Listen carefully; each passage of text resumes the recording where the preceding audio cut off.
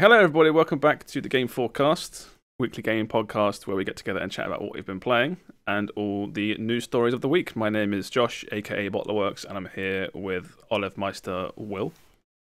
Hello. And Steve Quikwix. Hi, I'm Steve, and I taste like one of your 5 a day. And Sammeh. Hi, I'm Sam. Steve got me. He thought of one this week. He actually got one. That was the saddest week. Was it like last week or the week before where you were like, I'm Steve and I don't have anything this week? What can I say? I'm a busy man. Okay, right. Yeah. Intro. Back to it. What else have you been playing, Sam? Now that you've had half the week off so far. I mean, Dark and Darker. Darker. Yeah. It's just everywhere I look right now, bam, Dark and Darker. By all rights, I shouldn't like this game. Why is it not because it's not a JRPG? I don't like action RPGs, and I specifically don't like Path of Exile, right? Yeah. Because I think it has this clunky inventory system. Yeah. Now, Dark and Darker is nothing but a ARPG with a clunky inventory system, and it's not got a lot else. Like on the surface level, it's not got a lot else going for it, you know. Yeah. But once you play it, and yes, I know I'm playing it multiplayer, so that's always gonna alter how I see it. Yeah. Whenever you're playing games with friends, it's always better. It's just how it is. But yeah, it's like very slow. Like, again, the combat is so slow. It's not like your Elden Ring or your Dark Souls where, okay, your attacks may be weighty, but like your dodging is fast, right? Your attacks are normally quite fast. There's very responsive, where in this it's like, oh, I've gone for an attack, just need to wait for this animation to end because the thing I've gone to attack has already run 3 feet away from me. Really quickly, because I've started watching a bit of this game. This is the first play test where I still haven't played it myself, but I've watched a bit more of it. Like, what is this game? Is it a battle royale or is it a Tarkov game? Yes. So it's like a mission. Okay, first of all, it is both. Pain and suffering. Apart from like literal Tarkov clones, we need to get rid of this like Tarkov light gun, right? Well, Extraction shooter. Extraction shooter is the go-to, right? Okay. But it's not a shooter, so it's kind of It is. It does fall into that category in the sense that it's like if you don't extract, you die. There is no like win condition. Yeah. It's get out alive via the mechanics that allow you to get extract, or you die.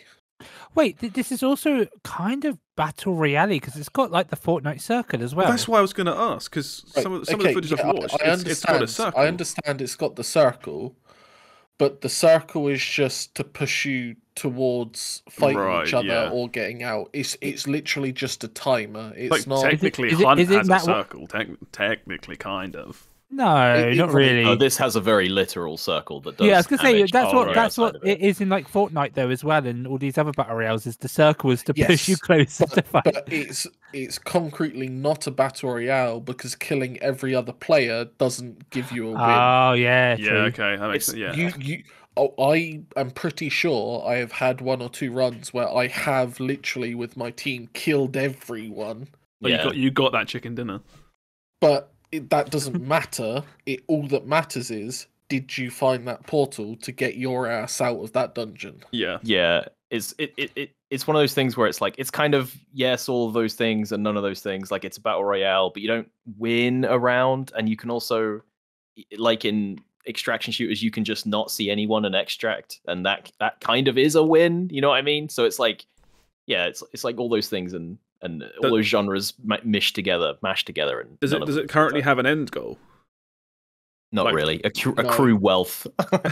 that's it's basically capitalism. It's got that real world end goal. This game is still early. This is like a demo or early access. Yeah. It's the early, so it's early, still, right? Wouldn't even classify it as a demo. Yes, it does give you a hint as to you understand how the game plays. Mm-hmm. But when you look at what they're trying to add to the game, like how many more classes and stuff like that, like this shouldn't be an accurate representation of what the end goal is going to Yeah. be. Yeah, there's loads of tabs and bits in this so far that's just like, no, not yet. Like there's a whole talent system that isn't in the game. Talent There's tree, yeah. quests. Every vendor has a quest tab that just doesn't, it just says coming soon. Supposed to be like gear repairing and durability, and we've seen none of that yet. So it's like the game currently, the only thing it shows you is what is combat like and what is the generic gameplay cycle. So yeah, the like the general setup. Loop. Yeah. The gameplay loop, as it were. Yeah. I tried this. I tried some of the solo mode. It was very difficult. Like, yeah, this game kicks your ass. They actually nerfed that this morning, Steve. The solo mode. Oh damn. Okay, I'll have to give it another try then. But I was gonna say because they added a bunch of stuff for this specific test cycle. So what did they add, if you know? Because they added that solo mode, and then did they add anything else? That was the big thing. Was just adding a solo mode, and then it was just bits and pieces here and there. I think. I don't think that was. Yeah, I think it was mainly just a solo mode. And VoIP. They added VoIP. Oh no! Yeah. Oh, that can add a lot to a game. You can yell at each other now. Yeah. Can also take away a lot from a game as well. I've told a couple of people to f off. Yeah. we've had both good and bad. Where it's some people you know will be cracking up because someone's going like no, and you're like chasing them. What was it? We were playing Warzone 2 that one time. And that guy was like, Daryl, he's over here. Daryl, help! Daryl, he's over here.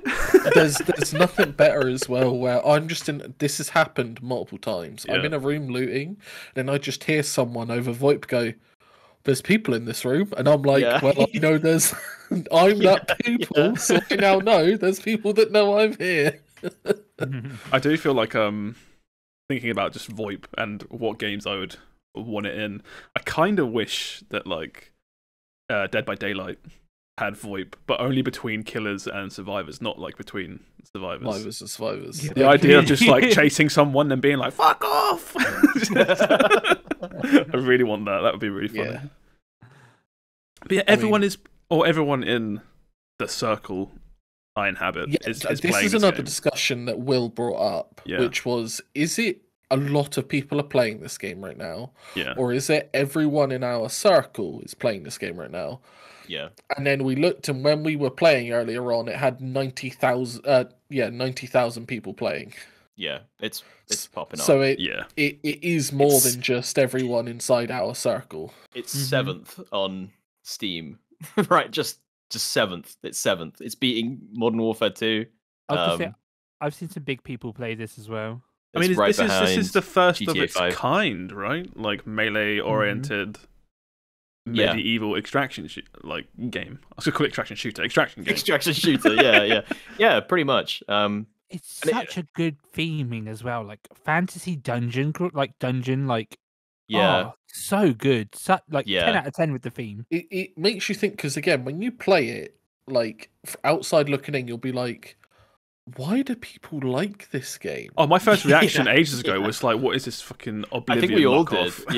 Yeah, I think we all did. But there's something like just the extraction shooter, whatever you want to call it, that genre in general of just like, looting places, and then if you seeing other people and being like, I want to take that guy's stuff, and you just you can just take everything he's looted so far. There's something so satisfying about that loop of like taking stuff and losing your stuff and going in with loads of gear or no gear, Well, we've had this discussion before, like loads of times, which is, and maybe now it's finally starting to happen when games like this, are suddenly towards the top end of Steam on a alpha playtest, is that we played games like Tarkov and, Hunt Showdown and bits like that are these sort of extraction shooter games.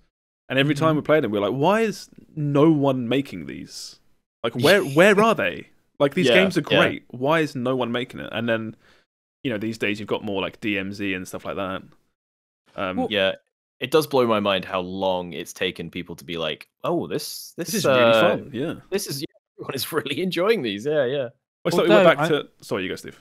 I was just gonna say, like, it's now that you said that, I'm getting flashbacks to the cycle where during some of the later betas, it really got popular, Yeah. and then as soon as it released, people were into it for a few weeks, and then it was like, nope, gone. No one was cared anymore. The cycle had problems. I think it had like some server issues on launch that killed a lot of people's momentum, and a few other bits like that. And okay, I think the difference with the cycle is it is just sci-fi Tarkov. Like, it is literally sci-fi Tarkov. So in all the ways it wasn't as good as Tarkov, people were just like, I'm just going to go back and play. You know, like we played it for a bit and we were like, it's got the bones of Tarkov or Hunt or whatever you want to call it, but we really like Hunt, so we just went back to playing Hunt. And this is like, it has the extraction stuff in it, but it's so different from all those games at the same time. Just because it's this like weird D&D system. Yeah, like the cycle. You've got all this space in this basically empty genre to try new things, and you made Space Tarkov. a game that already exists and is much better. Yeah, exactly. But but it's now I just want to see, is it, it's dark and dark. Look how popular it is. It's fucking popping off. What else? But what else can we make? Literally, just combine it with random genres, right? Like fucking Bayonetta, but it's an extraction game.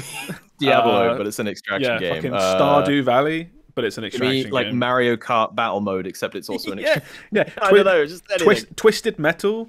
You spawn in with your car, but it's an extraction game, and you got to drive away at the end. World of Tanks extraction game. It's so easy. Yeah. Just do it. And a lot of these things might not be good, but they don't exist. Yeah. In a world where everything is you'll have no same. competition. Yeah. There have been some attempts now for the extraction shooters. Yeah. And I think that the issue that everyone fears is what happens after week 1, what happens after month 1, because there's just such a large drop off where people just go back to the tried and tested, Tarkov. We keep throwing Hunt out there, but I don't actually know if the Hunt numbers are actually. I think Hunt's doing okay. Hunt's ticking along just fine. Yeah. Hunt's the type of game where it's ticking along, but I don't actually think it's probably as popping off in my head as it is. It's not a juggernaut like Tarkov or like Warzone or whatever, but it's been steadily growing in players since it launched, basically. Yeah, it's like that's a whole other conversation about like live service games with these people that kind of want to chase the whole live service thing, but don't necessarily want to put in the continual work required for a live service game. But I also think this game is a really great example of like we've had all these news stories recently of big studios laying people off or canceling projects or delaying because they don't really, I'm thinking of Ubisoft mostly when I do the last 2 weeks, no one buying Assassin's Creed. The last 2 weeks have been insane for live service games shutting down and people getting fired and stuff like that.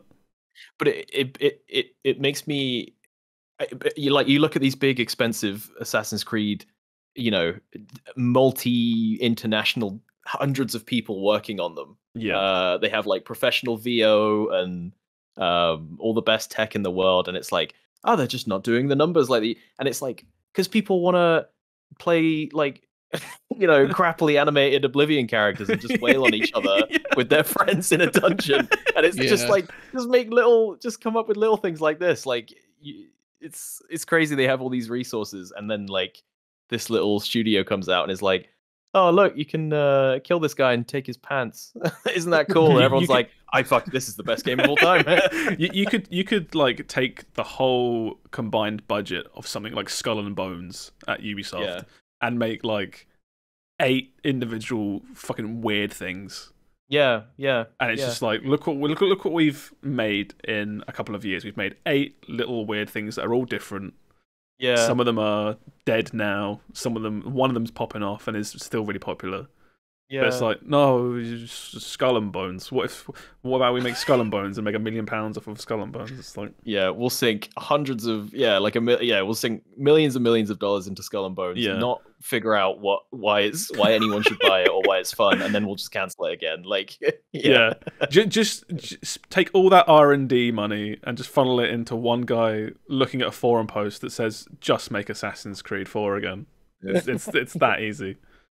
But no, instead you get some weird pirate game that no one wants. Yeah, I love it. I love when these little. It reminds me of like when Vampire Survivors came along and that just popped off out of nowhere. And it's just like, oh, I just love when these little indie projects get. I guess not what they deserve. I guess that's the wrong. You know what I mean? Like there's like you just when they have that nice once in a lifetime moment. Yes. Yeah. Well, it's like go on. I was just saying, it's just the value of an actual good original idea, right? Like Vampire Survivors is so simple. Literally, like a university student could make it in like a couple of months. Yeah, if not even that. It's just like, why has no one made it before? It's because no one's had this like idea before. Yeah. And this is just another just a fun idea, really well executed. And I wish we just saw more little projects like this. I do kind of think like how many projects like this that, you know, look kind of weird and Oblivion knockoffs or whatever, that just kind of sit in the back pockets of Steam unplayed because for whatever reason, I get that. And it's like it's easy to sit here and look at one of the ridiculous success cases and think about things like Valheim and stuff that just where you're like, wow, why doesn't everyone do this? And it's like, well, a lot of people do, and just nobody notices, and nobody plays them. Like Among Us, how it came out years and years ago, and literally nobody played it for years. Yeah, you just need the right marketing and to get the right, just even a couple of the right people will make it spread. Sometimes it's just luck. Sometimes it's that as well. I think more often than not. Yeah, there's some there's a couple of devs out there somewhere, like a duo, watching Dark and Darker explode. And they're like, we made this like 7 years ago, and none of you motherfuckers played it.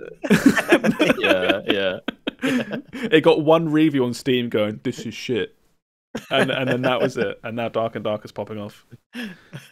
It's like, you can really get into the weeds with it, but like, it's like I kind of get the impression that gamers also crave certain types of games at different points, right? Yeah, they do. Yeah. Now with it's like it feels like a very social gaming world these days. People like these really like social 3-player work with your friends to do XYZ. Didn't we say a little while? But three players, perfect squad size. And here we go. Dark and Darker. It's another one. Perfect squad size. Well, I think exactly right. I think the way people have viewed games has changed. I think Among Us was the case for this, because before a lot of Twitch streamers would just literally play by themselves, and then Among Us made everyone play with each other, and now people play games more together online. Like they always have played together online, but like the bigger Twitch streamers started playing together more because they're like, oh, actually playing games with other people is fun. I think, and then that kind of changed like gaming to be people, you know, but in general to be like, oh yeah, you want to play games with people, like. Well, people craved social situations during the pandemic when you couldn't socialize. Yeah. It's like that's when those games really blew up. It's like the whole games like that and lots of stuff that you can just go on a web page on your mobile and start, you know, playing something with your friends. All that stuff's blown up because of the pandemic, basically. Mm. Any last words on Dark and Darker? I mean, the game's great. Yeah, when does this test end? Technically, as far as we know, it ends on the 13th. Right. Yeah, ends when Next Fest ends. But normally they extend it, but then they might not because this is for like an event, and I don't know. Is there any sort of release date, or is it just like when it's ready? No, rumor is early access early this year, like April, May, some kind of time. It'll be a paid game, right? No idea. Paid would Would you think would pay to kill it? No, not at all. One thing that I would like to ask then quickly is, since this is so early in development, is there a feature that you would like added to this game? Guns. Put an AK in it. Yeah. Let me AWP a skeleton across the corridor. No, I think it just needs. There's supposed to be this whole. So there's supposed to be more stuff from D&D coming, like more classes. Like someone said, Paladin. Yeah, that's a good shout. That should be in there. Like Druids, stuff like that. And then the kind of setup for the game, which isn't really in or fleshed out at the moment, is the idea is it's called Dark and Darker because you are entering a dungeon at the ground, like surface level, like a cave. Yeah. And then you're going at the end of every battle royale circle closure. You have a choice to get out or go one level deeper. And it's like every time you go deeper, it's a whole new map and a whole new set of enemies and stuff like that. And it's like just the idea is Dungeon. in at the moment, but it's basically yeah. So I just want to see that. I'd like to see like an end, like a big boss ending. I think that'd be really cool. Well, like extraction games don't normally have any kind of ending usually, right?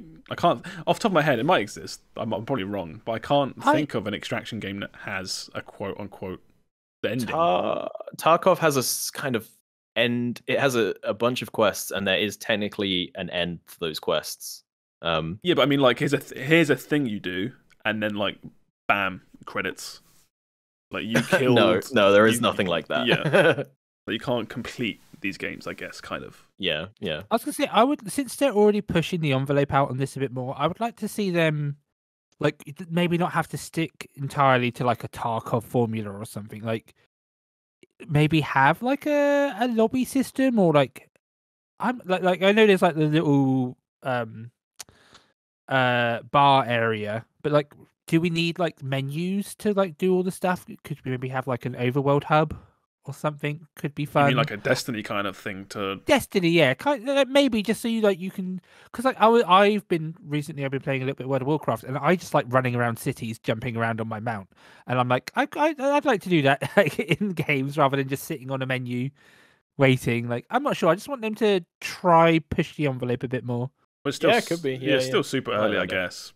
Plus, I get the impression that the budget isn't enormous.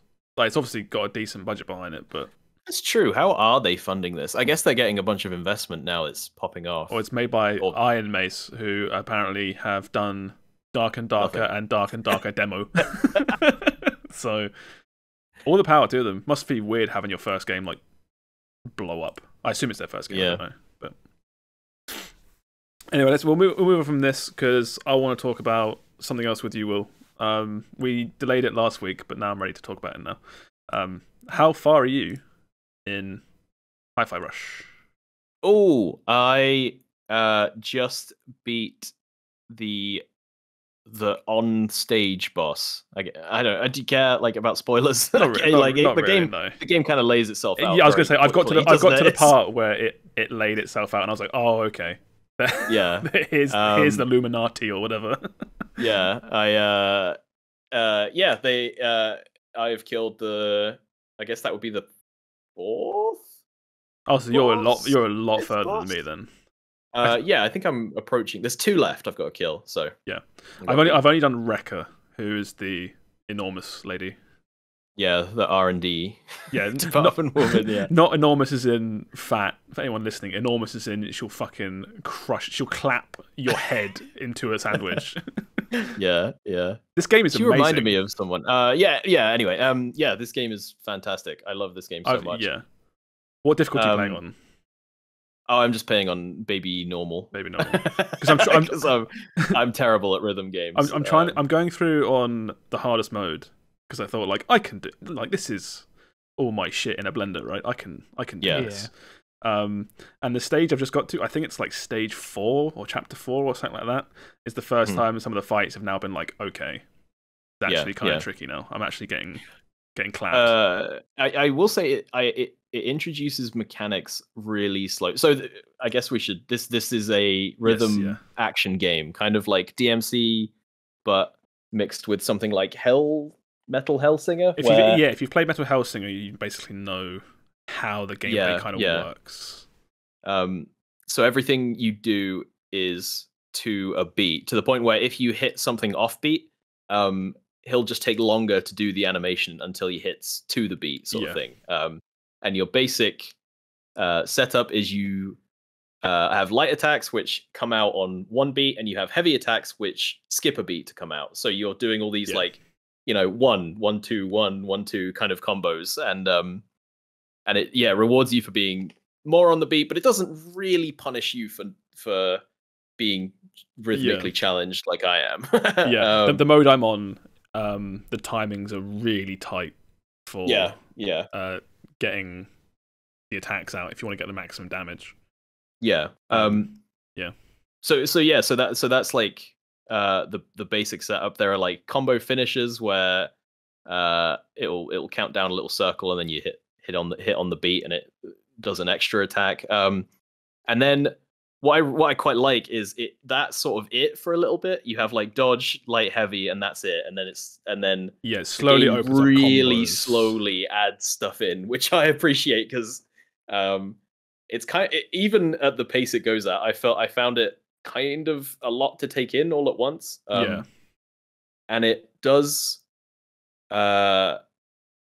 What I thought was really annoying at the start is they do this thing where they do like 3 tutorials for every single mechanic they introduce. So they'll be like, they'll have like a little pop up that goes like, you can light attack with X, and it's like, cool, that checks out. That's cool. Yeah. And then you'll do a bit of that, and then it'll take you to like this arena where there's an announcer going like, whoa, you should hit this guy with a light attack, and then you're like, okay, yeah, X, yeah, I'm on it. And then they have this NPC who's like, hello, have you tried using light attacks? And it's like, I'm like, oh my god, dude, I get it. But I think the issue is if you're trying to appeal this game to someone that hardly ever plays games, right? You're trying to teach them a game that is already pretty hard, like Bayonetta or something like that. Yeah. And now it's like, if you're also rhythmically challenged and you've never played one of these games, you might just be fucked for the start of the game. You might just be like, I can't do it. This is so hard. Yeah. But yeah. What were you saying? No, I was just saying I actually kind of appreciated that as it layered in more and more mechanics, and then it started doing stuff like, combining these different moves to come up with these weird combos, and then it would be like, hey, if you tried putting these two together, and I'm like, ooh, I hadn't. That's a good idea, I'm gonna try that. Yes, if you've ever played like Bayo or Devil May Cry, things like that, a lot of the combo strings are very familiar. To the point where one thing I actually quite liked is, so some of the combos that introduced later involve pauses in the combo, where it's like XX, pause for a beat, and then like XY or something like that, for example. And again, other games have that, like Bayonetta and stuff like that. But they're actually easier in this game because you know how long to pause for. Yeah. If that makes sense. It's like, oh, I know to pause for exactly one, I don't know, tick of the beat. And it does such a good job of keeping you on the beat by having there's like the music, which is to the beat, and the music is fantastic. But we can talk about that in a minute. And then everything in the world happens to that beat. So enemies attacking or dodging, your attacks come out to the beat. But then there's also everything in the environment is kind of bopping along. Yeah, the world with you to the world some is degree. Just breathing as you play. Like everything moves to the beat. It's like, I think a key point to mention in this game is like it's kind of half platforming as well. Yes. Oh, okay. So it's not just like arena, corridor. There's lots of, like, I've done, again, I'm not massively far in compared to Will, but I've done like 2D platforming sections. There's lots of 3D platforming with platforms disappearing and reappearing, which is, again, it's all on beat. So it's like, it's not just the platform disappeared for no reason. It's like, oh no, you you know the beat, everything's moving to the beat. Like it's kind of on you. Yeah. It was a bit later on where it was like a moving obstacle that I had to dodge, like a swinging axe sort of thing. Yeah. And I remember I was like really tired or something, and I just couldn't do it. I was like, okay, beat, go, and then I would just press the button and be like, fuck, it's dashed into it again. Yeah, that's actually one thing I'm not too hot on, is the balance of combat to platforming, at least at the start, feels like you do a lot of platforming running about, and I wasn't as sold on that part as I was the combat. But I'm thinking maybe that's just because I like the combat so much that's how I found it, at least. As I was going through at the start, after every fight, and then I start doing platform, it's like I just want to fight more. Like, I just want to practice the combat a bit more. Yeah. And also it does mix it up a bit later on, but I found I kind of wish, like you said, it's like you will platforming and then you'll you'll like jump onto a big platform and you'll be like, oh, okay, there's gonna be a fight here, sort of thing. Yeah. And I kind of wish they would mix it in. They would stir it a little bit better, so it's like, oh, ledge grab, there's a couple guys here, I'll beat those up. And then because they set up all of the combat rooms like individual challenge rooms, don't they? And they give you a letter grade and stuff like that. So it's like, but I kind of wish they would mix it a bit better, like more combat in the platforming, or more platforming in the combat. Yeah, it's kind of like you say, you walk along when you're doing a platform, and you literally walk into like a big square arena, and before anything's even loaded in, you're like, okay, it's fight time. Whereas again, because a lot of the platforming is like rhythm based and stuff like that, I don't know if maybe for most people that would literally be too hard. It would be too much to do a whole. Yeah. It's like, because imagine you play test this game with a whole bunch of people that play a lot of games, people that don't play a lot of games, people that play a lot of music, don't play a lot of music, and you give it to the people that hardly play games and aren't rhythmically tuned, and they're like, this just isn't fun. I cannot do this at all. Yeah, and I guess because the levels are quite long, like so they're like 45, 50 minutes. A lot of them were taking me to get through. And I guess maybe it's like if you were on the whole time, it would just be too exhausting. That's kind of how I'm finding it a little bit. Well, I'm playing it in smaller bursts, just because like 1 or 2 hits just kills me on the difficulty that I'm on, which is fine. I'm more than happy with that. But I think I sat down on Saturday to play a bit more of this, and I did like 2 arenas and got dunked in the second one. I was just like, I don't have the attention span for this today. Yeah. Which is exactly how I want this game to be, I think. I want it to be like a really hard, rhythm game, as opposed to just like an action game that I just breeze through. Really quickly. I also found it's weird. I've never played a single player game where I felt like I had a warm up period where the first couple of like the first bit of level, when I turned it on in the morning, I was like, oh god, I can't even dodge anymore. I can't block. These guys are just wailing on me, and I can't do anything. And then like, half an hour into the level, I'm like, all right, I'm feeling the beat again. I'm good. Yeah. Well, that's what happens with just rhythm games or hard games in general. It's like because you don't play a lot of them, right? But you get this same fatigue from fighting games, where you'll start playing a fighting game for a session, and your first match, you'll just be like, you won't be shit, but you'll be like, okay, I'm obviously warming up, and you'll go through a period, at least for myself, you go for a period of like an hour, maybe like an hour and a half, of just in the zone, having fun playing, and there's a noticeable drop-off point where you don't really feel it, but you're like, I'm obviously not as good as I was half an hour ago, and that's when you stop. Because you could be like, oh, just push through. It's like, if you push through, it's not going to do anyone anything. You should stop at this point. You should take a break, have a breather, play something else. Because I will say as well, I do feel like you said, because it is kind of like a fighting game, it's I haven't found it really difficult on the normal difficulties. I don't think I've actually died yet through this game. Yeah. But I do find I have that thing, and it's like it's a me thing. But sometimes I will finish a combat room, and it'll be like B, and I'm like, yeah, I'm not doing it properly. I'm not doing all the right combos and stuff like that, and that feels kind of that is kind of exhausting. After a while. What I will say is this game, compared to other character action games, is very lenient in its ranking. There's no metric that alters the grade for damage taken, which is really odd. I think I'll try and remember what it is. So just for it's score how much you stuck to the rhythm. Yeah, and for context, very quickly, how quick you did it. We're talking about as you go through levels, there's these arenas, and every arena is like you're scored at the end of that arena. It'll give you a score from. I'm going to say something really snobbish. I don't know the lowest. What's the lowest score? Like C? I don't. Yeah, I don't know. It goes C, B, A, S, and then there might be an S star or something above it. I never got it, but there might be something above S. There usually is in these games. But yeah, no damage taken affecting that score, which is really odd.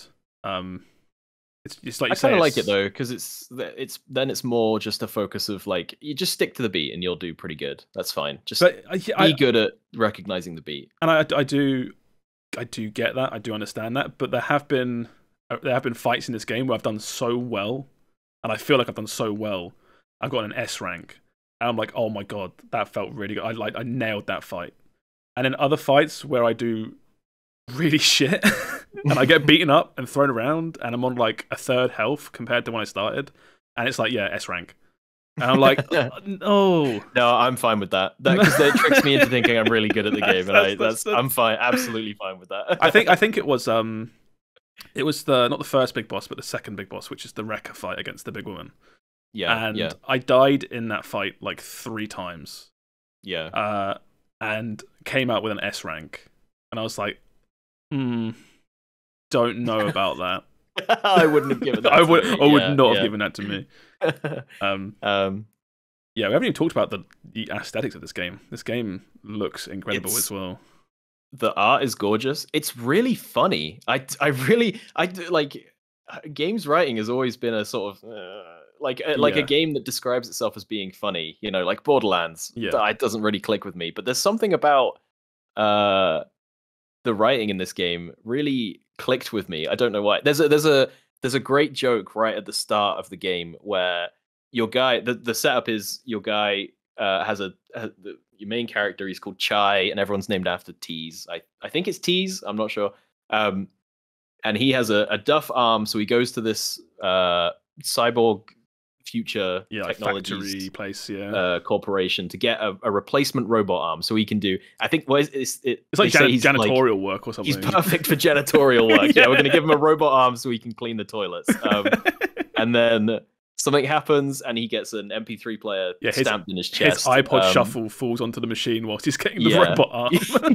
And that's why he has these music powers. But there's a great joke where the operation is over and he's like lying there on the bed, and there's this like off ramp looking thing next to him, and the implication is it's gonna like slide him off, onto a conveyor belt or something.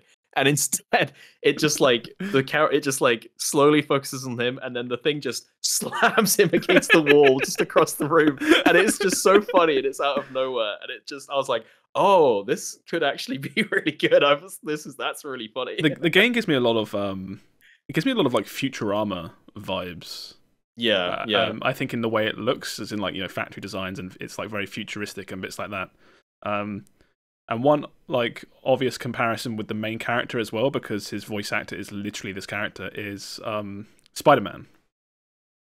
So if you've ever watched a lot of the certain Spider-Man cartoons and played, I did wonder. I was like, he was really familiar. Yeah. I think it was. I was playing through it and I was like, why does this guy sound so familiar? Yeah. In just like his voice and his mannerisms, and in a whole bunch of TV and games, he's the same voice actor for Spider-Man. So, and I played a whole bunch of Marvel vs. Capcom Infinite with Spider-Man going web ball, Spider Swing, web ball. It's like it's him. I was like, it's him. That's why I recognize this guy's voice. And I think that's a good way to like kind of describe this character as well, right? It's kind of like a very cheeky, you know, cocky. I like he's kind of an anime protagonist, but it doesn't go full like friendship wins. He's actually super sensitive. He's kind of just an idiot. Like he's a really well-meaning idiot, but he's not. Well, his game is it's very comic book meets manga, if that makes sense. I know that like sort of manga is, you know, Japanese comics, but like it's got a character that's literally all he does is JoJo poses. That's another great joke. I don't want to spoil it. They do the Zoom meeting and he's just muted and you can just see him freaking out in the background the whole time. Yeah, and that woman's like, "You're muted, honey." Yeah, it's just like it's like the whole thing looks like a comic book, but the whole thing is very Japanese, and there's there's wrestling jokes in there. There's anime jokes. There's comic jokes. This game's fucking awesome. I love this game, and it came out of nowhere. What the fuck's up with that? Yeah, from the makers of Evil Within of all studios, and it's just and it drops on Game Pass. You just download it. It's not even that big a game. It's got a fantastic soundtrack. It's got like Nine Inch Nails, Flaming Lips, and who else? Like Black Keys, and but also a really fantastic original soundtrack as well. It's not the licensed stuff is great when it kicks in, but even just the level music I've been listening to, I've been using it as my starting soon screen music because it's really good. All the licensed music is kind of like I went into it like not knowing much about any of the music part of it, and then just the sort of the name and track list pops up in the bottom left corner, and there's some, like you say, like Nine Inch Nails, and there's some like really recognizable stuff. In this, and it's just like, fuck, this is gonna be a really good game. And it's it's like for a game that's proper, you know, it's like 12 to 14 hours long, just really good. It's also like 35 quid, I think, on Steam. Yeah, so it's not a even budget game, even if you don't do it through Game Pass. And it's just like it's all these levels. I know there's a bunch of post game stuff because there's a bunch of weird Metroid bits that you can't get to as you go through these levels. So it's got full campaign, a bunch of post game stuff, and it's like there's no microtransactions, there's no nothing. It's just a full solid 15 however many hours game. I've heard a lot of people compare it to just like, you remember when you got like a really solid PS2 game. yeah. I think it was funny. We talking about Dead Space last week, and this is kind of, I mean, it's like complete opposite in tone and genre and game, but the same kind of thing where it's like that era of games where you just buy a really neat single player 15 hour experience, and that's all it was. It didn't have multiplayer tacked on. There was no live service or anything. It was just it's just a fun ride. It sets out to do something and does it really well. And it's like, what more can you really ask for, really? One of games like this. One of the stories, it's not on the news docket or anything, but it's something I read, which was this game at half the price of Forspoken has made more money than that game, despite the fact it's also on like Game Pass and stuff. So apparently it's not like a dig at Forspoken, but it's just like how. I think the argument was that like you can dig at Forspoken. Well, I think the point was that it's like there's still obviously a lot of money in this market for games that are just, you know, like 35 quid and really solid and exactly. Yeah, especially they stand out more compared to the £70 ones that are, you know, like every game at the moment is becoming £70. So if you can get one for half the price. And it's good quality, you know. Yeah. Or again, coming off of that is, again, it's not a news story, but it's something that broke literally a couple of hours ago because there's a Nintendo Direct. A bunch of pre-order pages went live for Zelda Tears of the Kingdom, and it's looking like it might be Nintendo's first 70 quid Switch game. Oh, I'd imagine it would be. Yeah. So. If they're gonna go, it's gonna be on. It's gonna be on that. Two of all things. Yeah. Or there's people being like, oh, you know, it's rumors. It might not be true, but it's like, you still can't pre-order it as of this second, and it comes out in what, like 3 months? Yeah. It's like they're obviously trying to maybe test the waters or wait for a banging gameplay trailer or something before they go like, yeah, this is going to cost you 70 quid. It does feel like we're talking about like just make good game again, like we did with Dark and Darker. Though again, doesn't it? It's like just make good game and make it cheap, and there you go. It's success. It does well. Yeah. But yeah, fantastic game. You can get like Game Pass really cheap and play this and have a great time. I would highly recommend it. Or if you don't like Game Pass, like we say, it's on Steam for a great price. This game's amazing. Runs great on my PC as well, which is showing its age a bit now as well. So yeah, highly it's recommend. So good that it came out like a couple of months later, and this would have been like lost, right? I feel like in the crush, but this came out at like the perfect time as well. Yeah, and you can't always like, I got nothing to do literally just this week, and this was like, oh, here you go. You can't always predict it, but like these lulls in content. Yeah. But if you just time it right, you get an absolute banger. But yeah, if your PC is even worse than mine and you can't run this, maybe you could play what Steve's been checking out this week. Hi. I have been checking out a little bit of RuneScape. Oh, the new one, RuneScape 3 or whatever it is. Everyone's playing RuneScape. Yeah. I played the original, which would be considered old school RuneScape now. Yeah. Must have been like 15, 20 years ago by now. Around that time. I think it's 22 years old, I think I read the other day or something. That lines up about like roughly when I was playing. And I remember being like, oh, I liked RuneScape, but I didn't do too much in it, and I was more of a Neopets boy myself. But I had reason to check it out, and I was honestly surprised. I was like, oh, okay, I'll check it out because a friend is going to be working associated with this game soon. But I was like, I'll give it a check out. Why not? And I start playing. I'm like, okay, damn, I could see myself sinking several hours, like days, months into this. Yeah, Sam put it best the other day, where he said, RuneScape is a second monitor game that slowly turns into a main monitor game without you realizing. Yeah, like this game, like for an MMO, which technically is, I believe. Yes, it is. Yeah, you don't really use the keyboard. You use the keyboard like WASD to move your camera, and I guess there are some skills, but like they're mostly you can click them. But I'm mostly playing with just my left and right mouse button. Oh yeah, it's a mouse game through and through. You use the keyboard to tell people to sit when you kill them in the wilderness, and that's about it. But yeah, it's so charmingly simple, but it feels like there's like say you want to go to click on a mine to do some mining. You click on the ore, and you sit there and fill up your inventory.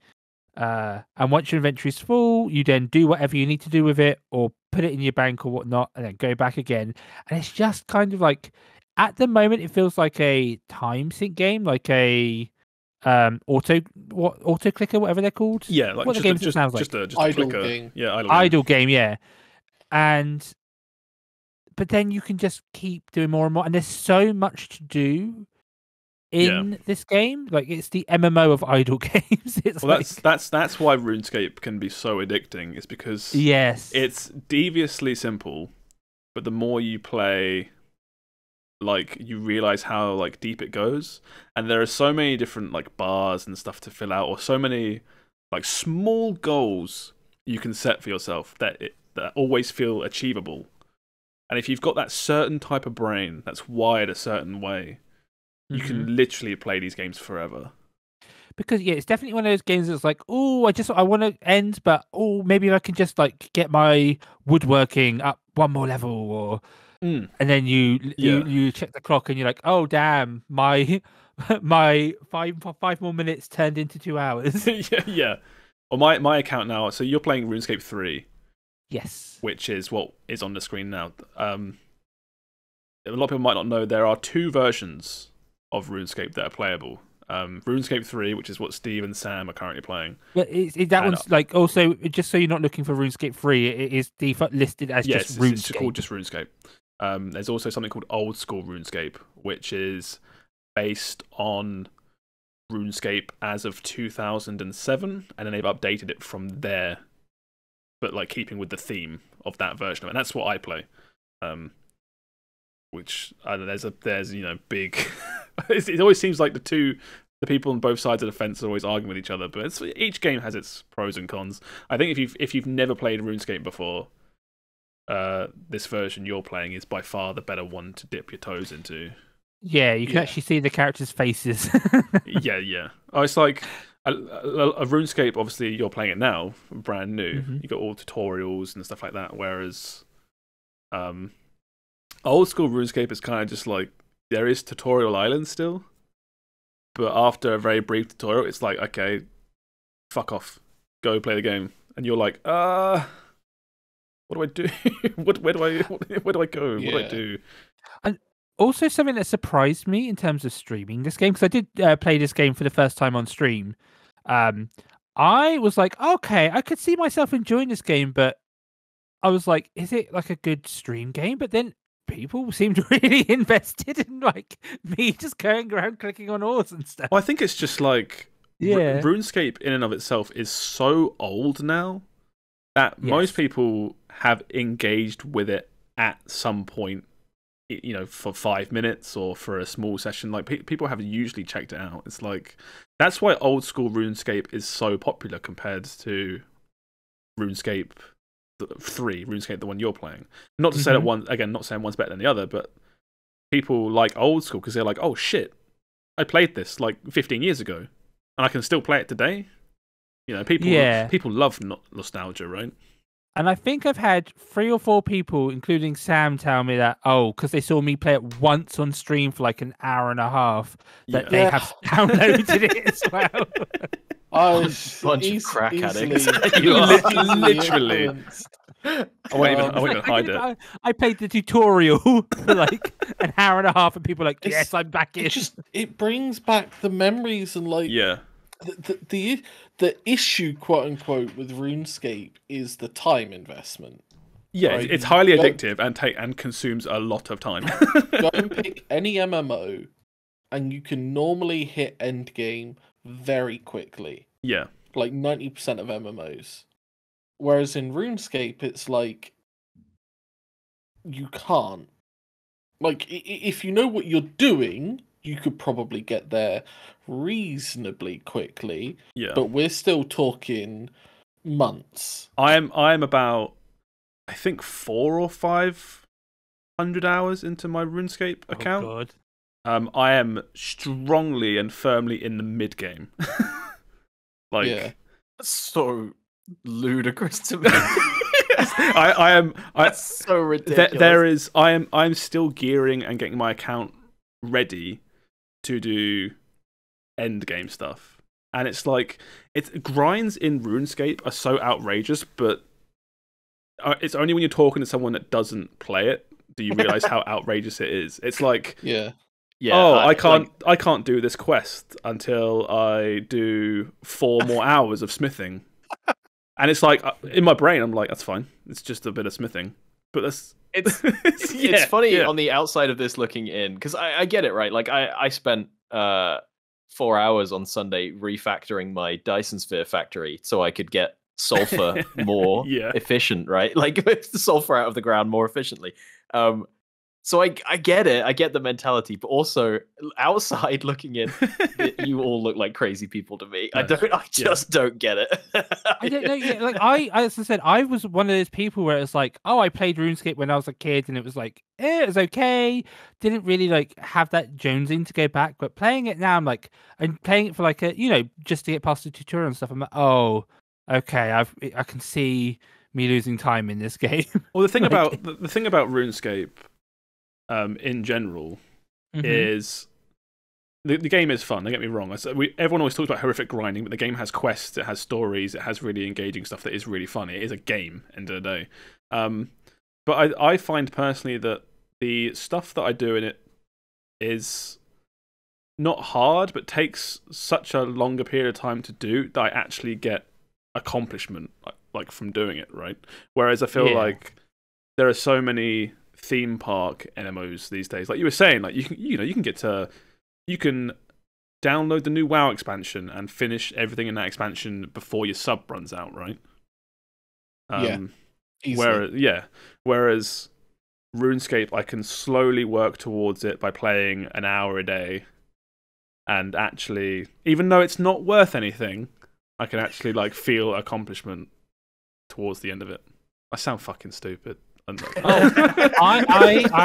knew that it was like one of those types of games when people are like, oh, are there any? Do you have any paper hats? Or like, people talk about hats like they were the most valuable thing in the game. Or people like, some people dedicate their lives to playing this game. Like certain YouTube creators or just people that just play the game, and it's like it takes so many hours just to hit level 99, which is the max level at least in old school. And that's 13 million experience, which is a shitload of experience. But people have accounts where they've gotten like 200 million experience on every skill. Yeah. It's like, it's insane.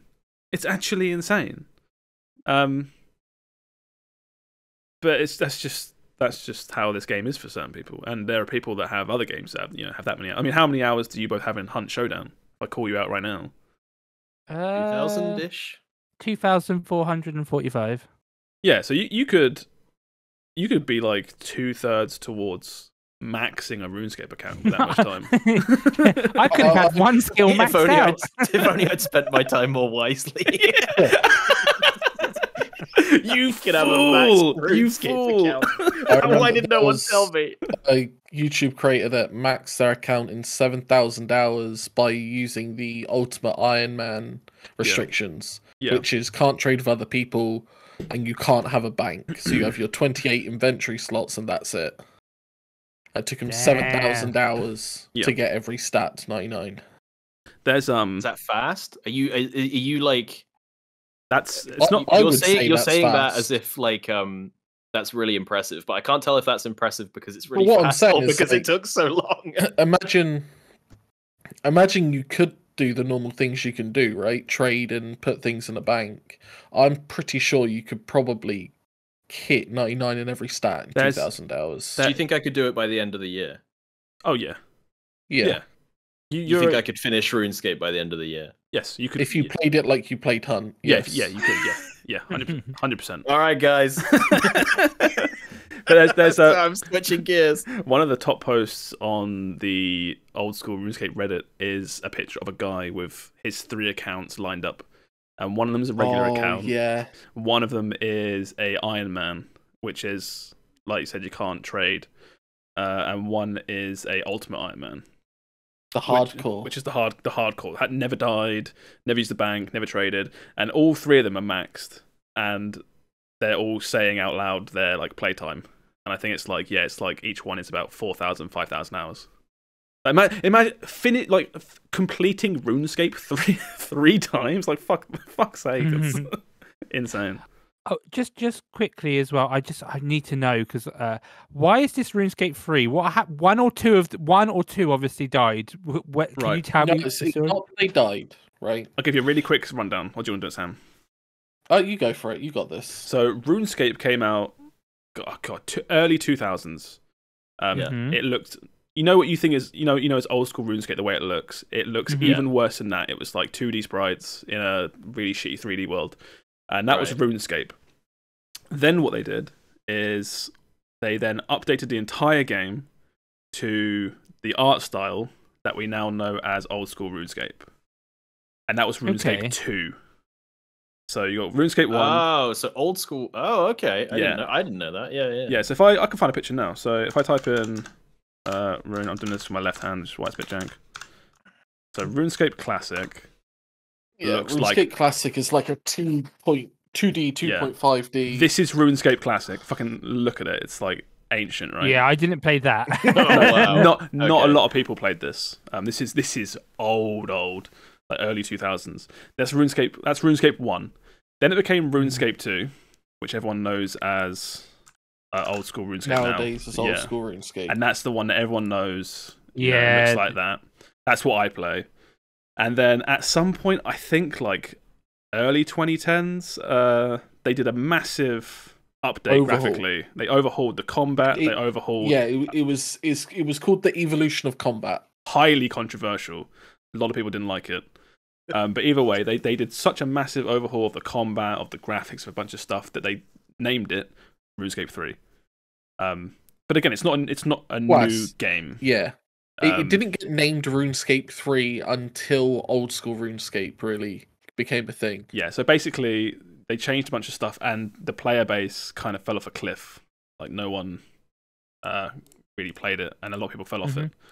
So what they did down the line is they then took the oldest version of the game they could find on their servers. I think it was from 2007. Yeah. The oldest version of it they had, and they re-released that. Kind of like classic WoW, right? Yeah. They classic WoW'd RuneScape, and that just brought people back. So now, and they called it old school RuneScape. So now what you have now is you have this branch of the game called old school RuneScape, which is like your classic WoW, and you have the original game from 2002. Well, not the original game. It is the original game. It's the original with all of its updates throughout the years. Yeah, that picture I just showed you, RuneScape Classic, this one here, you are playing this game with 20 years worth of updates. Okay. And yeah, it was, and so what they've done with this. So they made old school RuneScape based on this older version of it, and what they do now is they update that in line with what the people that play that game want. Yeah, if that makes sense. It's its own independent game. Yeah. Yes. So are both versions still getting updates independently of each other? Yes. Yeah. Two different. There's content in old school RuneScape that Josh does that I can't do. It doesn't exist for me. Yeah, and I'm playing the game that's been updated for 22 years. Yes, so bizarre. It's like a what do you call it? It's like a parallel universe. Yeah. Which I think is amazing. It's all because at one point they decided we're going to do the evolution of combat, which is they moved it into a WoW style combat where you press action buttons on a global cooldown to do abilities. Right. Yeah. Whereas before you left click something and every 2 seconds you hit it and they hit you and you hit it and they hit you and you just hands off and see who wins. That's how I play. I can't wait for RuneScape 4 now with added jiggle physics. RuneScape 4 I don't think will ever exist. I mean, no, they will. Again, the reason that all these RuneScape numbers exist is because there was such a large change. Yes. That the player base dropped, and they had to release a different version of the game. I could see them eventually doing RuneScape 4 with like better graphics than it has now, because that's not what people care for RuneScape about. Yeah. Also, if they updated this game to have better graphics, it wouldn't become RuneScape 4. Yeah. It would just stay as RuneScape. It would only become RuneScape 4 if they were like, no, we don't like this update. 75% of the player base is left, and then they had to do an old school RuneScape, but for RuneScape 3, so they released it. Oh my god! I could see them doing though, like because like even I'm playing RuneScape, it definitely feels a bit still dated. Like you right click and there's like a big menu and it's like you have to find like trade with this person, do with this person. I could that see will never them... change. But people like that stuff though, Steve. That's what this game is. Yeah, I think if you want smooth, up to date experience, it's just not. This isn't it. Go play WoW. There are other MMOs. Yeah, maybe you're right. I want the cool thing about RuneScape, and I think this is still the same for the version that you're playing, is that it feels very D&D-ish in that like everything in the game you can examine. There's flavor text for absolutely everything. Yeah, everything's a bit kind of like clunky in a good way. Like it's not gonna hold your hand. It's not gonna make it easy. At least in old school RuneScape, it's not gonna just be easy. It's a challenge, and it's in a world where it feels like a lot of MMOs are very easy, because otherwise, if it's not easy. Like, you're not going to see all the content. Whereas RuneScape doesn't give a fuck if you see the endgame bosses. Like I said, like, I'm playing the game and there's content I haven't done locked behind literally thousands of hours. Yeah. Which is insane. No other game studio would do that. Because why would we make content that players aren't going to see? Whereas RuneScape feels like, you want to see this shit we're making, the cool stuff we're releasing, you've got to fucking get there. You've got to earn it. And also, if you have a sub to one, that account has a sub to the other one. Or for RuneScape. Yeah. Is it? Are you sure? Yeah. Oh, no. Well, it is like £8.99 for a sub, which I was like, damn, that's a lot for an older game. Well, that's the thing that you kept saying as well on stream, which is no fault of you. I think it's just the fault of just the general gaming spheres I look towards this game, where it's just like, you were playing it and you were like, damn, this is a video game. And I'm like, why does everyone just think RuneScape is just like shit? It gets memed on, but like it's one of the games that has survived the longest. Yes. You know? Yeah. Like, like, who else? this game ain't going nowhere. What other game is still being played from over 20 years ago? Like, isn't like a speedrunning game? Yeah. It's crazy. Yeah. It's crazy. Why, if you had to like pick a thing, why do you think it's survived as long as it has? I think there's just the attitude towards it's actually kind of tricky, because I think there is a period between like early 2010s to mid 2010s where this game kind of didn't really exist for a lot of people. I forgot about this game entirely, and I think old school RuneScape being popular again has brought the whole thing back on the map. Yeah. And I think these days, comparatively to before, they're making some very clever decisions in regards to both games to keep them more popular.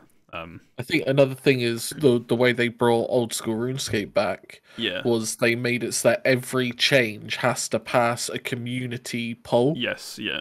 So the developers can't just say, oh, we're adding a new boss. It has to get a passing mark from the community. Oh, really? Yes. Yeah. That's every single change.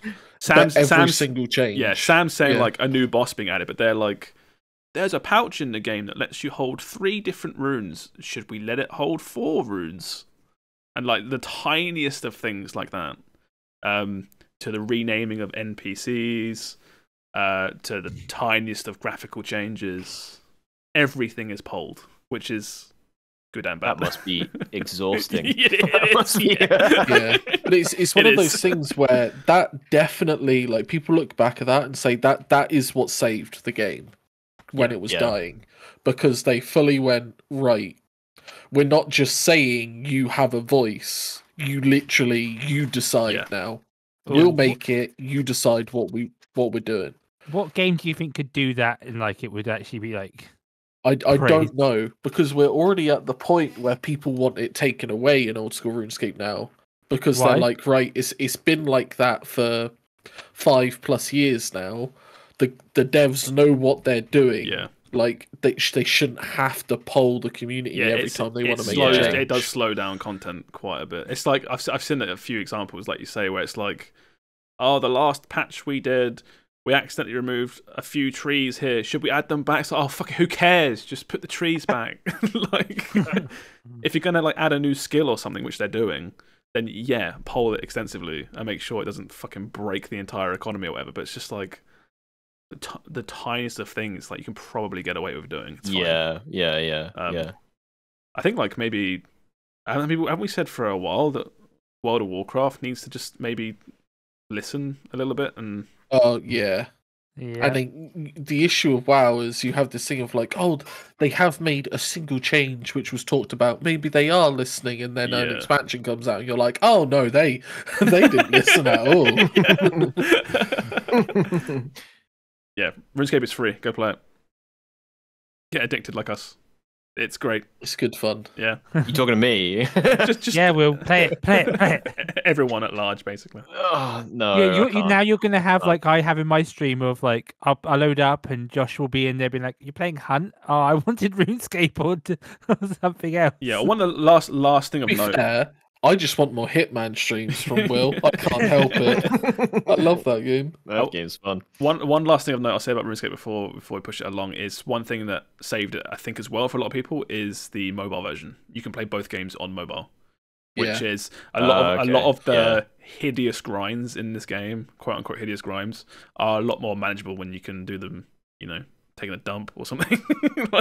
It's like you can be on a bus, on the train. And are the mobile and PC versions connected, or is it like that you like your PC account can't be the same as your mobile? No, it's all one character. It's all one. It's all seamless. So like I have my account on PC right now. If I was to download it on mobile, I could level up on mobile and then go back. You have to be a member for mobile. But okay.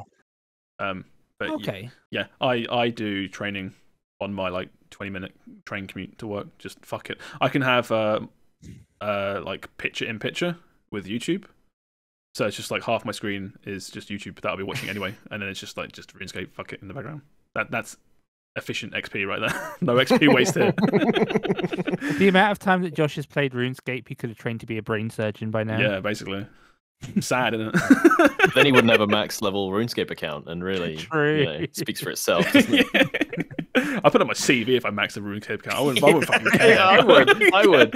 I have a max level RuneScape account that shows I'm dedicated to whatever you throw at me. Bam. If you get a max level RuneScape account, I'm putting it on my CV. Yeah, look, I know a guy who's played 8,000 hours of RuneScape. Yeah. Okay, yeah. So what we have: RuneScape, Hi-Fi Rush, Dark and Darker. There's not a whole lot of news this week anyway, so I don't mind talking a little bit more. But very quickly, I spoke a lot about Dead Space last week. I'm not going to go on about it again this week. But I finished it. Okay. So back to front, I finished the Dead Space remake. This game is amazing. I would confidently say it's the best horror game of the year if Resident Evil 4 remake didn't come out in like a month, and I wasn't sure. Yeah.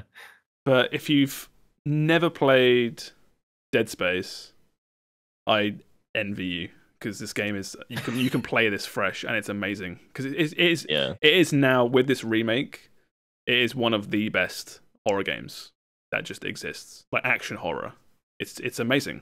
It plays amazing. It's spooky. It's brilliant. Everything is remade to the point where it's kind of how you remember it, but just like ramped up to 11.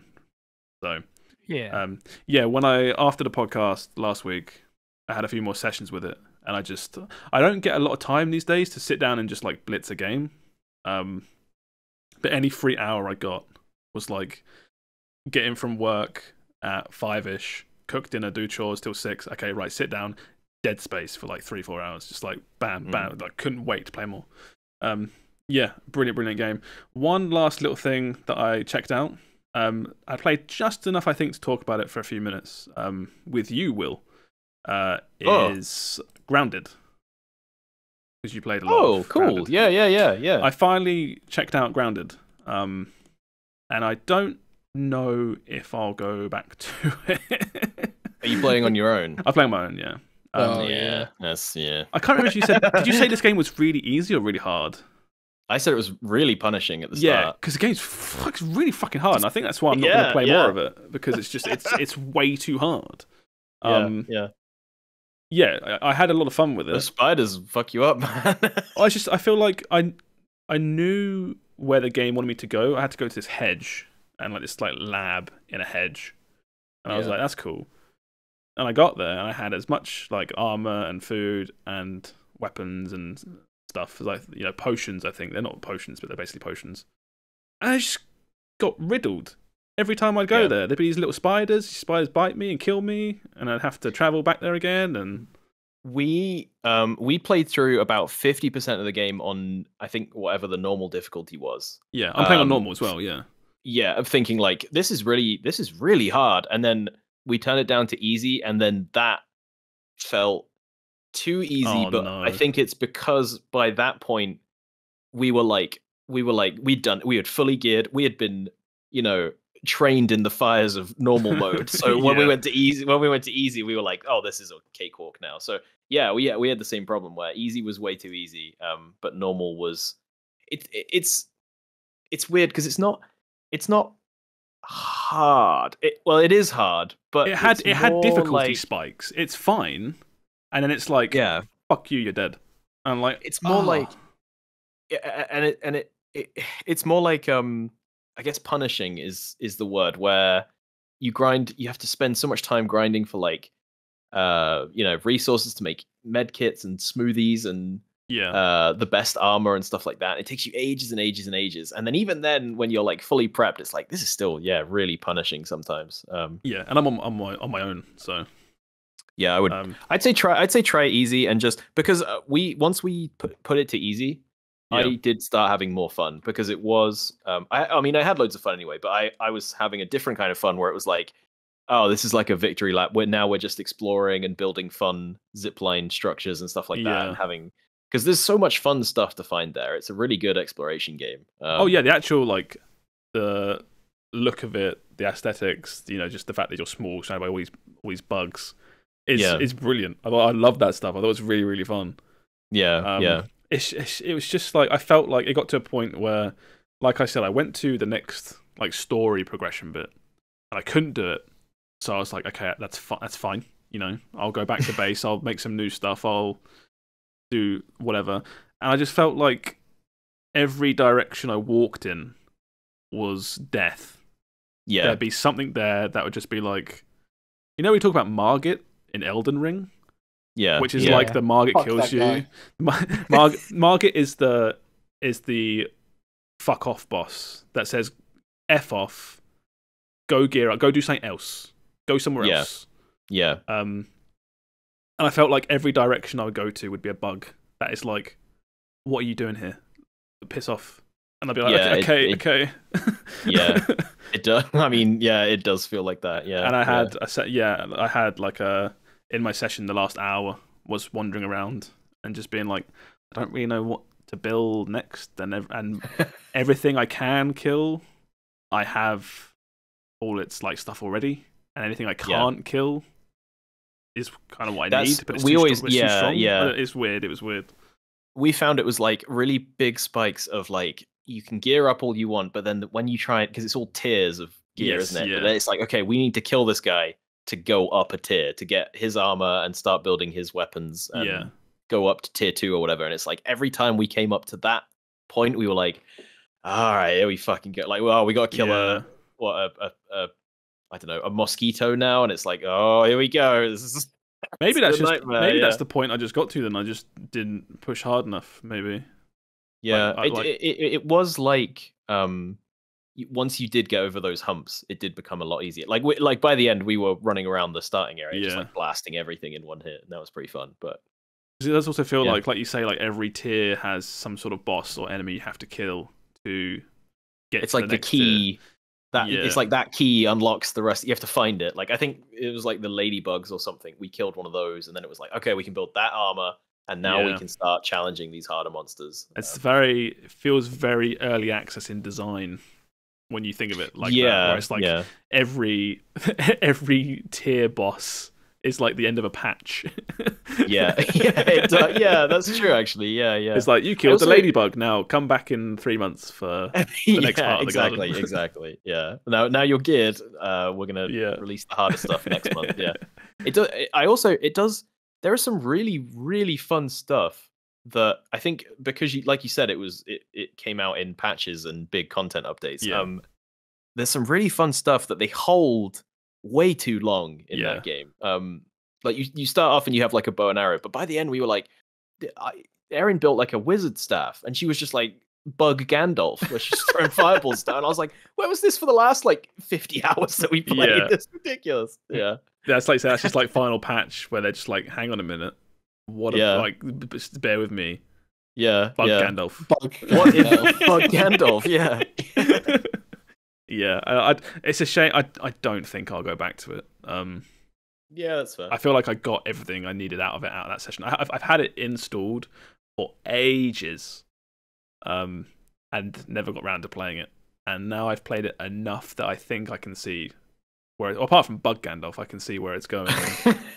We should. I would say we should play it together, but I've ground out an awful lot of that game, and I don't think I could face going back to being a peasant again. Get out. Yeah. See what you did there. Oh, I'm out of grounded, rather. Yeah.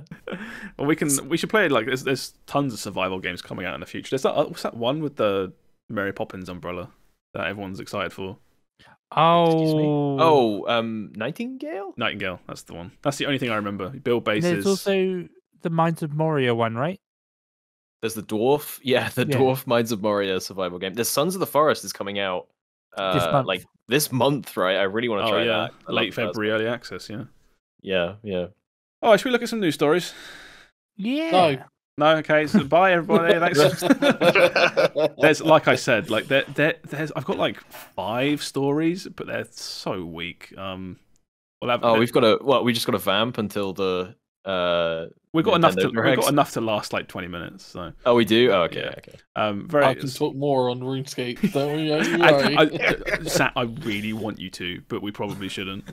For the sake of people listening. Cancelled Apex Legends game. It wasn't Titanfall 3, but it would have featured everyone's favourite Titan. So yeah, which one's everyone's favourite? BT from Phone Home. Yeah, that's ET, first of all. Not to be confused with British Telecom. No, yeah, basically, everyone's clamoring for, or say everyone, there's a handful of people clamoring for more Titanfall, right? Mm-hmm. So they'll literally take anything. But yeah, there's a game that's now been cancelled. It was going to be a single player, like, campaign shooter in the world of Apex. Which, for people that don't know, Apex is in the world of Titanfall. It's all kind of this weird intermingling thing. But yeah, it's been scrapped, which is a shame, because if you talk to anyone that's played Titanfall 2, which I have, and I think you have, Will? Oh, I finished it, yeah. That game's amazing. Yeah, that campaign is brilliant. So I get why people want more of it, right? Yeah. But it's just not meant to be. And again, this is kind of, it goes with every other news story of the last 2 weeks, where it's like, oh, this thing's dead, or oh, this thing's shut down. It's because we're coming up to the end of the financial year, right? So I guess a lot of these are coming out now, so they can be like, look, we're not wasting money on a Titanfall 3 that no one will buy. Yeah, there we go. Don't worry about it. What's that 50 gigabyte prototype behind you that you're hiding? Nothing. Quietly shuffling a big live action BT out of the room. Yeah. It's a new Apex character. So don't worry about it. What's that under that sheet? Yeah. Giant robot. It's a big picture of BT. It just has a 3 behind it. It's nothing. But yeah. Boo. EA, make more interesting games. I don't know. I don't really. Yeah. It's like I said. This story is very specific to a handful of people that will be absolutely devastated.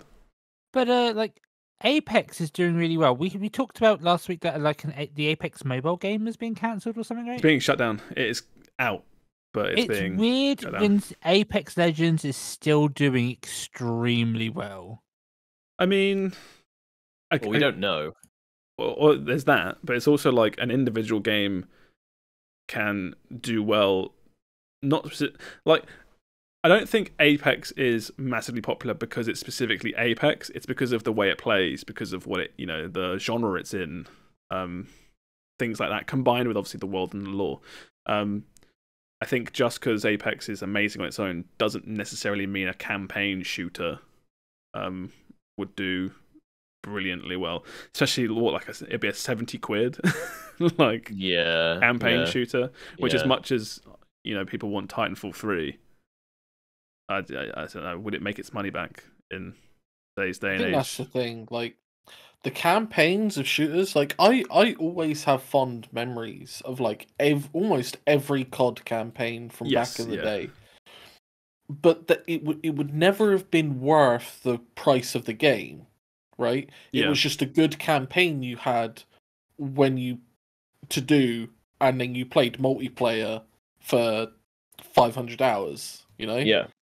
So I think there's always going to be this like rose-tinted goggles when you look through on campaign shooters.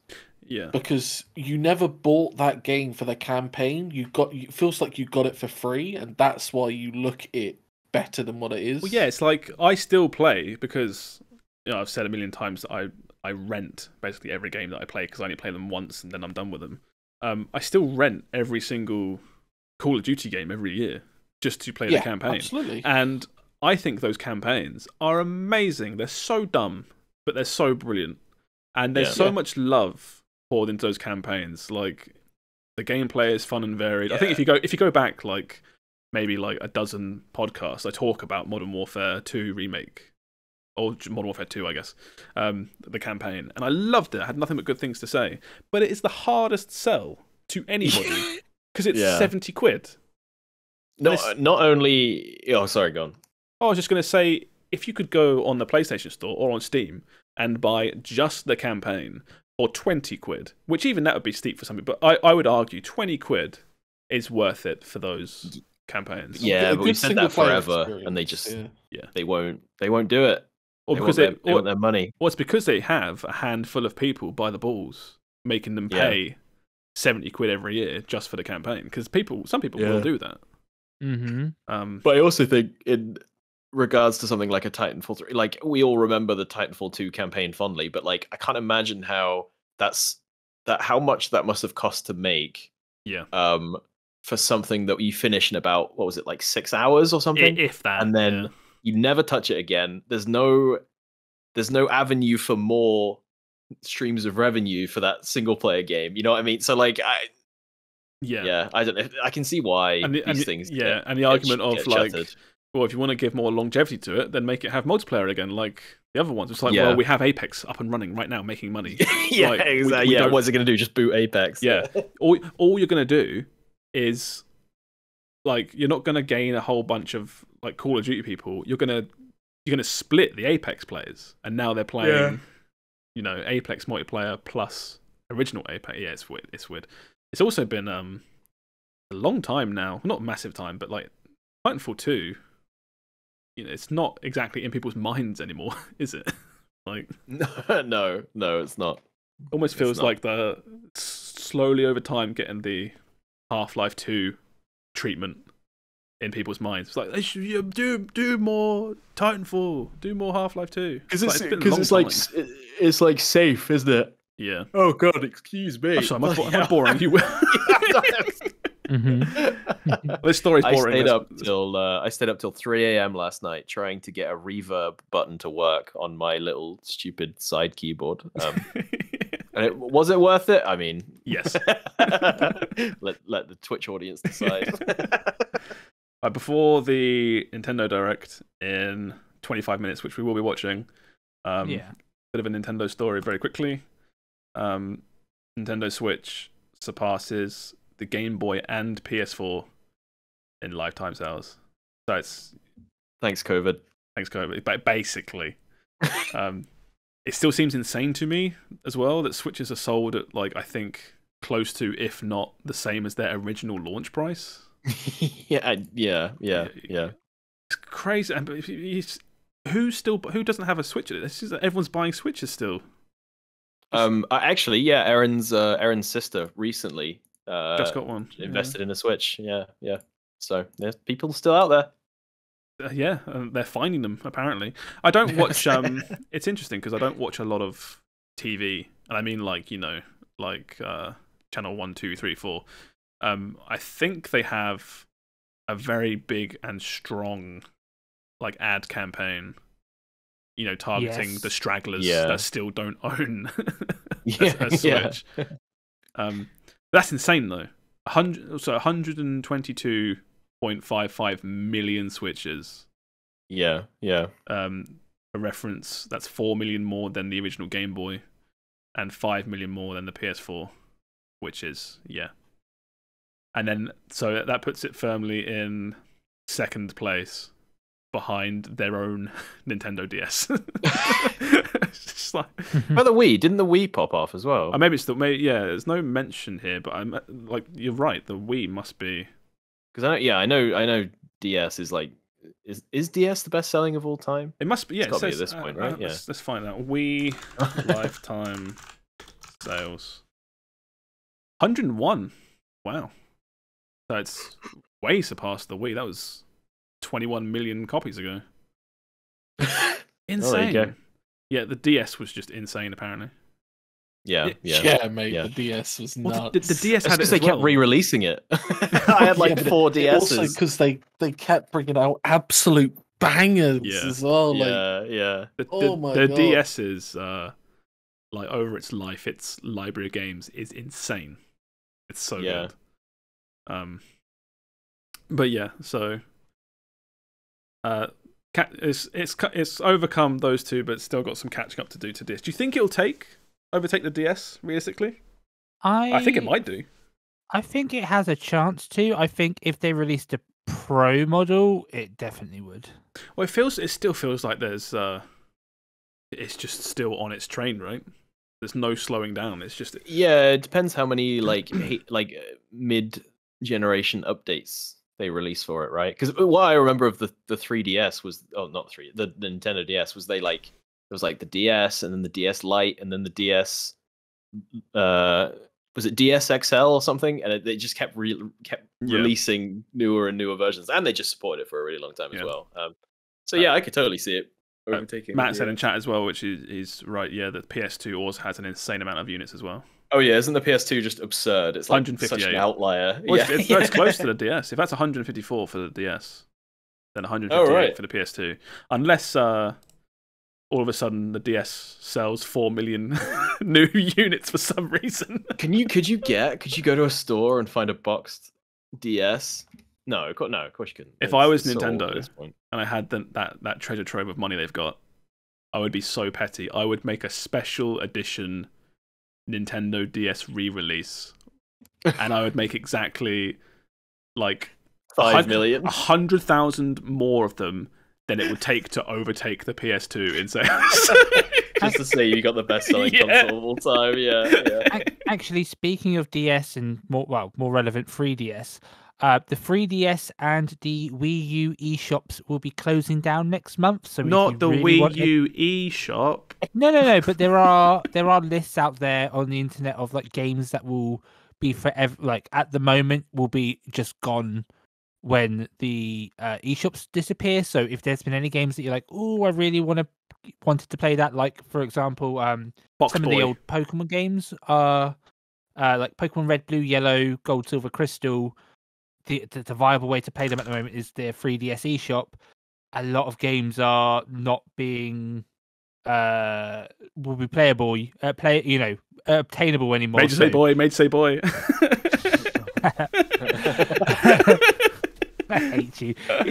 Josh has a picture of Box Boy up on the screen. That's why he's saying that. Yeah. But so like, just if you've been putting it off, like, get them now. Like, I know that the Fire Emblem Fates. Fire Emblem Fates. If you're a Fire Emblem fan, the third path. The canon ending.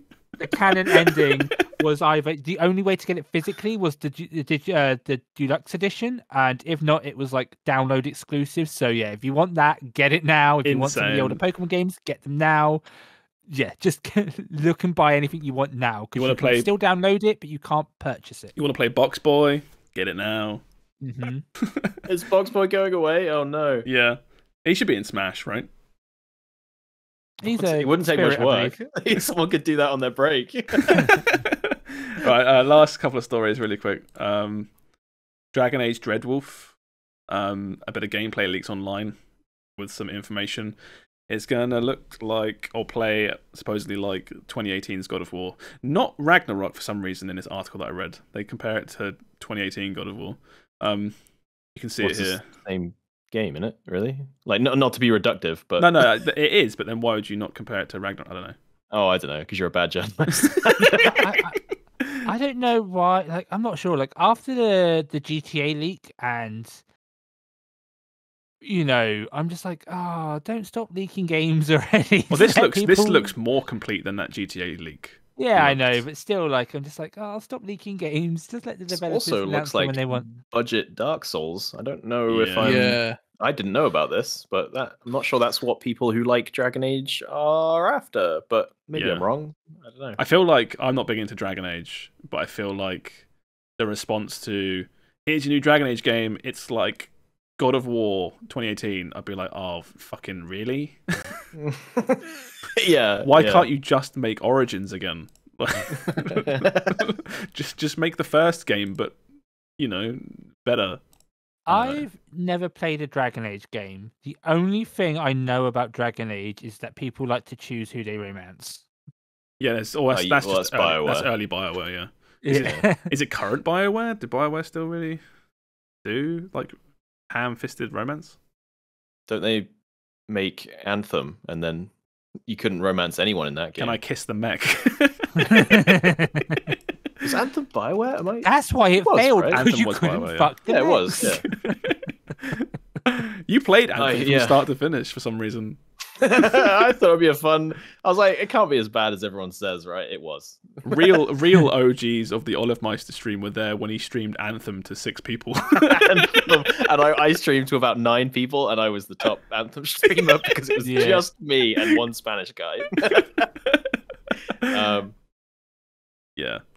This has to be good, right? I don't mean like it can't be bad, because it can be bad, but for the sake of this franchise and developer surviving, it has to be good. I don't think maybe they're not making it for Dragon Age fans, because I'm looking at that and I'm like, that's not a Dragon Age game. Okay, yeah, it is early. Yeah. So there's that, but yeah, a weird kind of action RPG. I like the Dead by Daylight perks in the bottom left Dragon corner. Age, the recent Dragon Ages are closer to action RPGs, but they're still like cooldown based, kind of turn based. They wear their like party based RPG roots like on their sleeve, don't they? When they do Yeah, I don't know. Well, that was part of the this leak as well, was that supposedly you might not be controlling any party members in this game. Yeah. Classically, people really hated the party members in Dragon Age. Everyone says that. God, I hated all my companions in Dragon Age. Fucking hell. I said, this game has to do well, I think. But you think about Mass Effect going from 1 to 3. Like they became from just like a gameplay sort of standpoint, they did get better, didn't they? Mass Effect 1 we can to argue 2 about is like a massive jump. Writing and stuff, but yeah, if you go back and play 1, it's painful compared to playing 2 or 3. I did. Not recently, but I think maybe like 4-5 years ago, I played Mass Effect 1 again, and even then, that game ass like controls. I played it might have been longer than that, because I played it before the trilogy remake remaster came out. I played I had Mass Effect just on my Steam list of games, just booted it to see how it was, and the first game in particular was rough. You suffer through the first game to play the story, and then by the third you're suffering through the story to play the game. So because the story is so engaging, and back when it was just Mass Effect 1 on its own with no sequels, you didn't know any better, right? Exactly. You weren't cursed with the knowledge of how much better it could be. So maybe this will be a great evolution for Dragon Age, and it'll be really fun. Yeah, fingers crossed. I like this optimistic look on it. We'll go with that. Just BioWare, please. Just stop dropping the ball. That's all I want. Last little one, just an announcement more than anything. Do you remember a game trailer for a game called The Last Case of Benedict Fox? Not really, no. It's like a 2D. It looked like a Limbo kind of game, didn't it? It was like a Metroidvania-ish game. Yeah. That's now got a release date of April 27th, and I think it's got a demo for Steam Next Fest. So, okay. If you remember this vaguely, it gave me like vibes of kind of Ori, but it had like some other like cool stuff going for it, like Ori and the Blind Forest. I mean, yeah, I remember the art looked Very cool. Yeah. So if you're in the mood for a, nice looking Metroidvania, now might be the time to have a look. But yeah, that was that one there. And then last little one as well is literally just more rumors. It's all so much rumors these days. Yeah. About that. Do you remember the Wolverine game? They got announced. Yes. This was announced, and it was who was the developer? Like it was the developer that was the interesting part for this one, right? Is it Insomniac? People that did Spider-Man? Yeah, that's right. It was because Spider-Man people. Yes, that's right.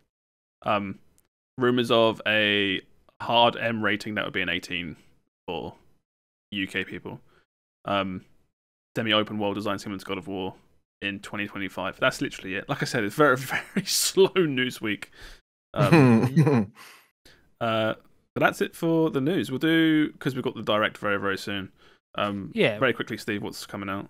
I did not do my research this week. I apologize. Oh my god, we kind of did it last week, right? Yeah, I was gonna say, for this week on the 10th, we have Hogwarts Legacy. That has people already have it because apparently there was some way to like buy it early. Deluxe version had a 72 hours early access or whatever. Right. Yeah. Right. Because I've got a friend that's playing this right now as well. Because there's so many people streaming it. Yeah. People are playing it and people are saying they like it, but also the Twitch streaming is filled with drama because people are like, I haven't watched any Twitch streams of it, but people are saying that there is a lot of hate in these.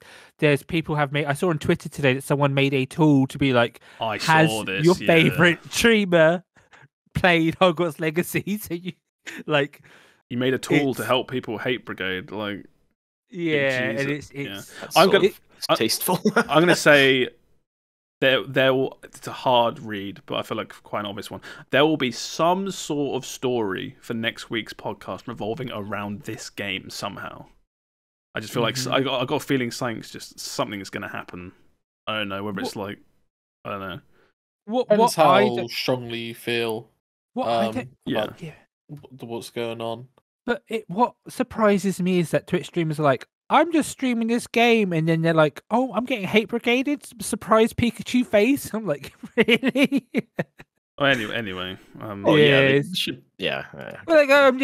saying that they deserve it, but I'm saying they're surprised that it's happening. Like, I mean, there's already been the story with Hassan, which has said that he and other top streamers are just not going to stream it because there's no point in getting endlessly bullied for streaming a game they just want to play. Yeah. But then, it's. I mean, I don't know if it's a topic we want to go into. Not with like 5 minutes to go, but there's a lot I think we could bang this out in 5 minutes. We could hash this one out. We could solve this. There's a lot to talk about and unpack because it's really not just one side's right. It's not black and white. It's not binary. Yeah, but I will say that the people who have played it have said that they've been enjoying it. So I've watched a fair chunk of it today and yesterday, and the game does look really good. It's reviewed very well. Yeah. And the other big game that I can see on this list that's coming out is February 15th. We have Returnal for PC. Oh, you would love this, Will. Seriously. Right on the 15th. Yeah, the 15th. I could give Returnal a go. Is that on Steam? Yeah. I think it's 50 quid. Holy shit. Okay, I'm not. People had the same reaction to the PS5 launch when it was 70 quid. So consider yourself lucky is what I'm saying. Okay, Sony's poor decision making does not. You're a big stream, man. You can get a key somehow. 70 quid. I could request. This game is great. I love this game. I might actually play this myself because it was a not great experience with a controller because it is a Twitch shooter bullet hell. Which mouse and keyboard will be amazing because my only complaint about it was the controls. So mouse and keyboard would be amazing. So I might get this again. Yeah, what else, Steve? Was that? Is that everything? That's pretty much it. One small thing, I'm not sure if it was like brand new information, but I saw today that Atomic Heart has been announced for Game Pass. That's coming out February 21st. That's been known for a while, right? I didn't know if it was like new I information. think or not, it has. Yeah. Yeah. Well, Yeah, that's basically. There was a lot of adult video games out this week, like a lot. Oh, can you send me those off? Yeah, sure. No, okay. We'll wrap this up then, and we'll get to Nintendo Direct. There will be obviously there's no Nintendo Direct news in this because it hasn't happened yet. It happens in like 5 minutes, but the aim is that we're going to record that, and this should be up hopefully on YouTube before the podcast goes up. So you might have already watched it. In that case, but in regards to the podcast, we'll sign off the podcast here. So thank you for listening, everybody. My name is BottlerWorks on everything. You can find me on Twitch and everything like that. Twitch, Twitter, all that good stuff. How about you, Will? Hello. You know where to find me. And Steve? Hi, I'm Quikwix. It's Quikwix. I always forgot my name then. I'm on Twitch and everywhere else. And Sam? Hey. Hey. Hi, I'm Sam. All right. Catch you later, everybody. Bye. Bye.